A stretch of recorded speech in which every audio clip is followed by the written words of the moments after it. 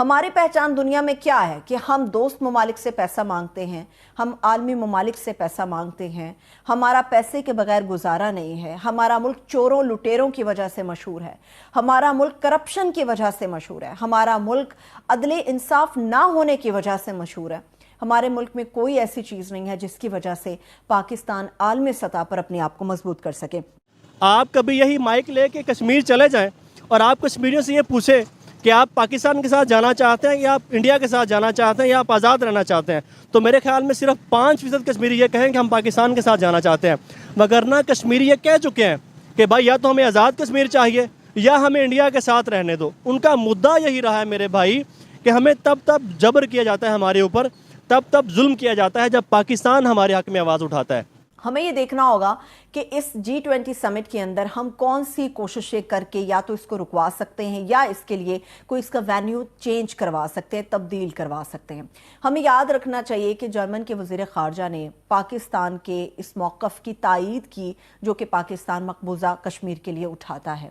اور انہوں نے کہا کہ پاکستان اپنے اصولی موقف پر قائم ہے۔ ہمیں یہ دیکھنا ہوگا کہ برطانیہ اس میں شامل ہونے جا رہا ہے۔ برطانیہ نے بھی حال ہی میں جتنے بھی سکھ کمیونٹی ہے انہوں نے انڈیا کی مخالفت کو مول لیتے ہوئے ان سکھ کمیونٹی کی حمایت کی ہے جو وہ خالصتان کے لیے کر رہے ہیں۔ ہمیں یہ دیکھنا ہوگا کہ ترکی ہمیشہ آواز اٹھاتا رہے، ہمیں اس کو اپنے ساتھ ملانا ہوگا۔ ہم اس کے علاوہ جرمنی کو، اٹلی وہ ملک ہے جس نے سلامتی کونسل کے اندر اضافے کی بھرپور مخالفت کی تھی، اور اس میں پاکستان کا موقف بھی اٹلی کے ساتھ موجود تھا۔ ان تمام ممالک کو اگر ہم اپنے ساتھ ملا لیتے ہیں تو بڑی حد تک پاکستان اس G20 سمٹ کے وینیو کو تبدیل کر سکتا ہے، کیونکہ ہمیں دنیا کو یہ پیغام دینا ہے کہ سری نگر کی اندر جو کچھ ہو رہا ہے وہ وہاں کی عوام کے جذبات کو مد نظر رکھتے ہوئے نہیں ہو رہا۔ مگر مودی وہاں کی گورنمنٹ جو انڈیا کی گورنمنٹ ہے وہ سری نگر کو اس لیے انہوں نے چوز کیا تاکہ دنیا کو یہ پیغام جا سکے کہ مقبوضہ کشمیر اور بھارت ہم لوگ ایک ہی پیج پر موجود ہیں۔ پاکستان کو اپنی سفارتکاری کو بہتر کرنا ہوگا، پاکستان ہو یا پوری دنیا کے مسلمان ہوں، ہمارے دو نقطے ہیں اور جن نقطوں کے اوپر ہمارا اختلاف موجود نہیں ہے۔ ایک ہمارا مسئلہ فلسطین ہے، ایک ہمارا مقبوضہ کشمیر کا ایشو ہے۔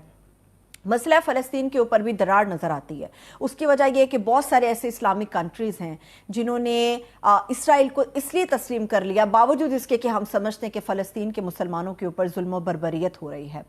مسئلہ کشمیر بھی ایک ایسا ہی مسئلہ ہے جس کے اوپر سب یک زبان تو ہیں مگر اپنے مفادات کو مد نظر رکھتے ہوئے ہمارے اندر اختلافات موجود ہیں، ہمارے اندر تفریق موجود ہے۔ جب تک ان دو مسائل کے اوپر ہم نے اپنے مفادات کو ترجیح دیے بغیر پوری دنیا کے مسلمان یک زبان نہیں ہوں گے، یہ ڈویژن بڑھتی رہے گی اور یہ ڈویژن اتنی خطرناک ہو جائے گی کہ ہم اپنے لیے بھی آواز اٹھانے کے قابل نہیں رہیں گے۔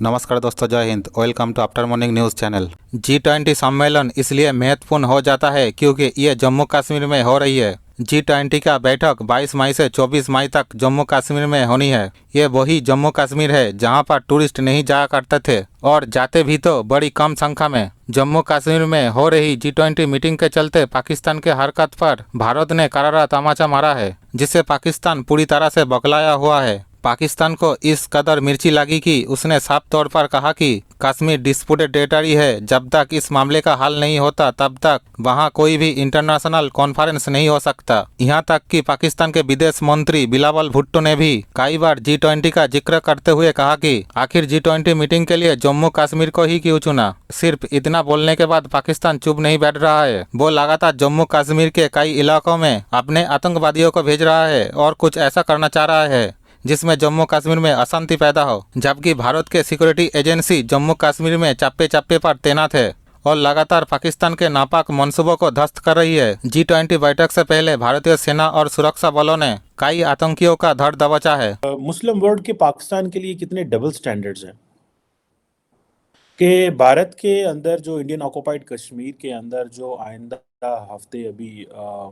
जो G20 का इजलास हो रहा है, मीटिंग हो रही है टूरिज्म के हवाले से, वर्किंग ग्रुप है, बेसिकली वर्किंग ग्रुप का इजलास हो रहा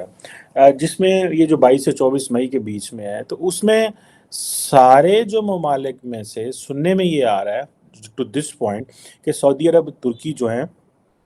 और चीन, इन्होंने अपने आप को रजिस्टर नहीं करवाया اور مصر بھی جو ہے، ایجپٹ جو ہے وہ بھی مسنگ ہے، انہوں نے اپنے آپ کو رجسٹر نہیں کرایا۔ مجھے ایسے لگ رہا ہے کہ شاید یہ پاکستان کی جو خارجہ پالیسی ہے آن کشمیر یا آن انڈیا یا مسلم ورلڈ، یہ آخری سانسوں پہ ہے۔ اس کی وجہ یہ ہے کہ اگر آپ کو یاد ہوگا جب پرائم منسٹر مودی نے 335A اور 370 ریووک کیا تو اس کے بعد پاکستان کا جو فورن منسٹر شاہ محمود قریشی جو تھے وہ پوری دنیا میں مسلمانوں کے لیے بڑے ترلے کرتے رہے کہ آپ فورن منسٹرز اجلاس بلائیں، اور اجلاس بلا کے تو آپ ہمیں جو ہے وہ کشمیر کے اوپر ڈسکس کریں کہ یہ جو انڈیا نے کیا غلط کیا ہے۔ تو اس وقت تو اجلاس بھی نہ بلایا گیا، اور آج پاکستان کے کہنے پہ ظاہری بات ہے وہ خود تو نہیں کریں گے، پاکستان نے کہا ہوگا، انڈیویجولی کانٹیکٹ کیا ہوگا ان ملکوں کو۔ چین نے تو اوپنلی کہہ دیا، سعودی عرب، ترکی اور مصر جو ہے وہ نہیں، انہوں نے اپنے آپ کو رجسٹر نہیں کرایا جو خبر آ رہی ہے، اور انہوں نے تصدیق نہیں کی ابھی تک، اور ظاہری بات ہے چانسز کہ وہ نہیں جا رہے۔ آپ کو پتہ ہے کہ یہ ہمارے لیے، باقی ممالک تو جا رہے ہیں، امریکہ، چین، برطانیہ، روس، آسٹریلیا، کینیڈا، جرمنی، فرانس، یہ سارے ممالک جو ہیں وہ تو جا رہے ہیں، لیکن اس کا اگر یہ میسجنگ جاتی ہے کہ جی یہ چائنا بھی نہیں جا رہا اور مسلم ممالک بھی 2-3 نہیں جا رہے، تو اس کی سمبولک سگنیفیکنس تو ہے، سمبلزم تو ہے، لیکن لگتا یہ ہے کہ یہ لانگ ٹرم ہمیں اس سے کوئی ملنے والا نہیں ہے، کیونکہ اگر مسلم ورلڈ پاکستان کے ساتھ مخلص ہوتی اور سنسیئر ہوتی تو جب یہ 370 اور 35A کو ریووک کیا تھا تو تبھی ہمارے ساتھ کھڑے ہو جاتے، تبھی جو ہے وہ اجلاس بلاتے اور کہتے کہ ہاں جی ہم آپ کے ساتھ، یہ جو ہے وہ یہ انڈیا نے غلط کیا ہے۔ لیکن اس وقت تو ہم یہاں پہ پاکستان میں ہماری جو حکومت ہے وہ خود ہی بڑی کلیریفیکیشنز دے رہی تھی اور کہہ رہی تھی کہ پائنا تھے بس وہ انڈیا کا گلوبل کلاؤڈ بڑا ہو گیا ہے، وہ یہ ہو گیا، وہ ہو گیا، اور اس طرح کی چیزیں۔ تو اب یہ چیزیں جو ہیں وہ بڑی مشکل ہوتی جا رہی ہیں۔ اب انڈیا نے دیکھیں ڈیلیبریٹلی جو ٹورزم کی میٹنگ سری نگر میں کی ہے، کیونکہ وہ سری نگر کو کنورٹ کرنا چاہتے ہیں، وہ کہنا چاہ رہے ہیں یہ تو جی ٹورزم سیکٹر ہے، اور کل کو اگر پاکستان اور بھارت کے مزید مسئلہ خراب ہوتا ہے LOC کے اوپر یا چیزیں خراب ہوتی تو وہ کہیں گے جی یہ دیکھیں جی ٹورزم، انڈیا کا ٹورزم ہب جو ہے اس پہ یہ اٹیک ہوا ہے۔ سو اس کے لیے this is a two edge sword for India. کل کو اگر I am not interested and I don't want کہ کسی قسم کی کوئی وہاں پہ ملیٹنسی ہو یا کسی قسم کی وہاں پہ جو ہے وہ کشمیری مجاہدین اٹھیں اور انڈین فوجوں پہ حملہ کرے، بیکاز انڈیا کشمیریوں کو اپنی جو اسٹرگل ہے وہ پولیٹیکل رکھنی چاہیے، ڈپلومیٹک رکھنی چاہیے، اور اخلاقی مورل گراؤنڈ جو ہوتا ہے وہ سب سے بڑی گراؤنڈز میرے حساب سے ہوتی ہے۔ گن اٹھانا جو ہے یہ انتہائی غلط عمل ہے، اس کو نہ سپورٹ کیا جانا چاہیے، اور جو لوگ، جو ممالک، جو ایکٹرز گنز اٹھاتے ہیں فار اچیونگ دیئر پولیٹیکل